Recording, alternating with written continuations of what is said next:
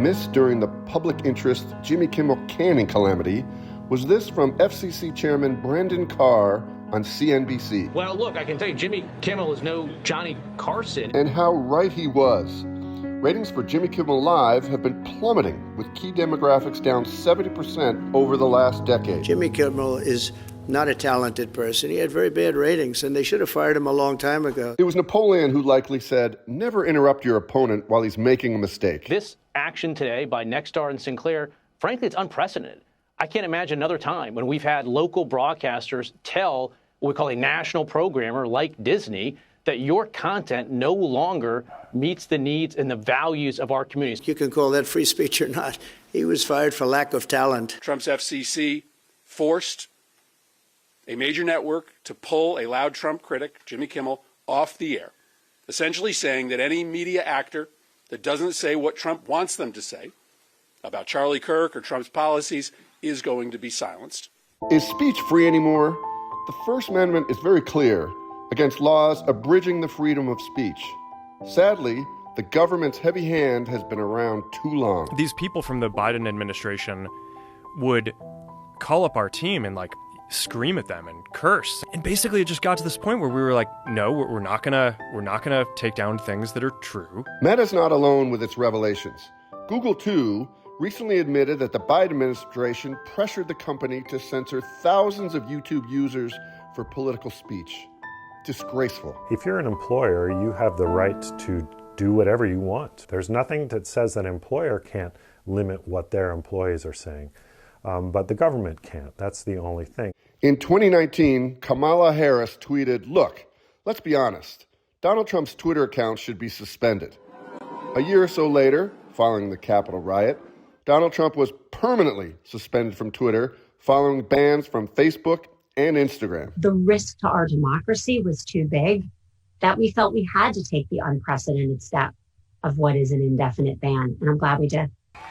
Vice President J.D. Vance recently said this of those celebrating the assassination of Charlie Kirk, whose open debate format, if you think about it, was a pure form of free speech. When you see someone celebrating Charlie's murder, call them out. And hell, call their employer. We don't believe in political violence, but we do believe in civility. And there is no civility in the celebration of political assassination. This has to stop. I believe in free speech absolutism. Period. Mic drop. Even Hillary Clinton agrees. Sort of. You defend free speech in terrible times, and you defend free speech that is used against holding people in power accountable through satire, humor, barbed attacks.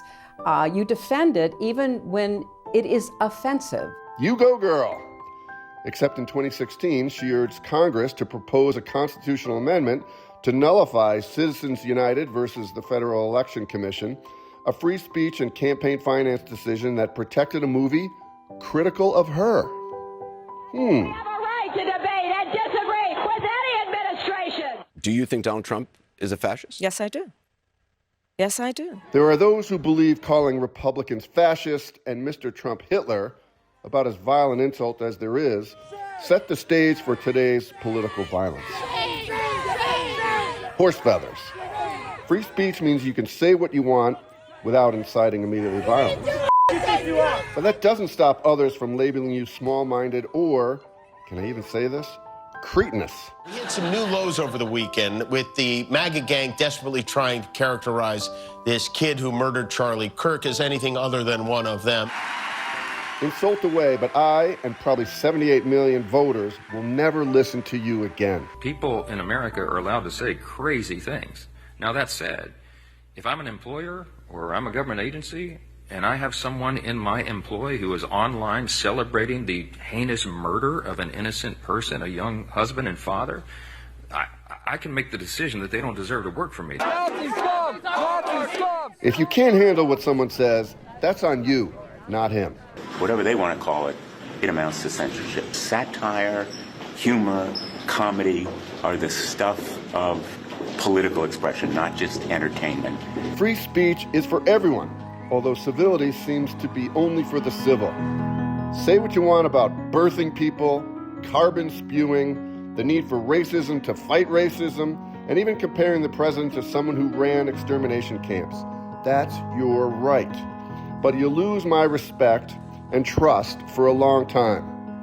And don't be surprised if I think you're a blathering chucklehead, like Jimmy Kimmel.